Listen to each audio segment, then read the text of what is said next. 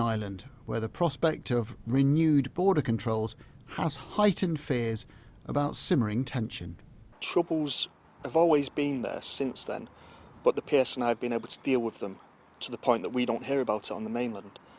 But I think there is a volatility that bubbles away, and both sides are clearly passionate about their view, and I think if either side saw their view being pushed to one side or being disadvantaged, there's a difficulty there, a potential difficulty that they might then express those views negatively. By which you mean trouble? Quite possibly, yeah. Those who are preparing for a no-deal Brexit often mention uncertainty and anxiety. Sky News has spoken to dozens of companies, trade organisations and public bodies about a no-deal Brexit. All of them said the prospect made them nervous.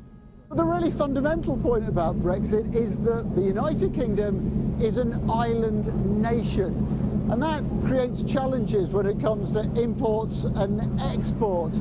So lots of the things that we use come in on trains or planes or of course on boats like this one. And that includes medicines and food and car parts, things we need in a real hurry. It could be a profound change, but one that's hard to prepare for. Some plan meticulously for no deal, some prefer to ignore it. But the people who are preparing the percentage is growing, but it's still probably not half. And there are still companies that I see who just say, I'm not worried, it's not going to happen. And I've kind of likened it to the 7 stages of grief, and there are still, some people are still in the denial phase. And honestly, when you look at the 7 stages of grief, because I covered it in a seminar, is that is the project plan for Brexit. You've got to go through this acceptance, you go through the denial, the acceptance, the realisation, and then the moving on.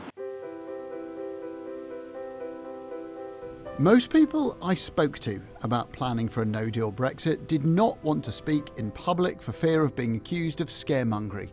But there is nervousness across much of British society, a fear of the unknown and what it will bring. And as Brexit gets nearer, that anxiety is growing.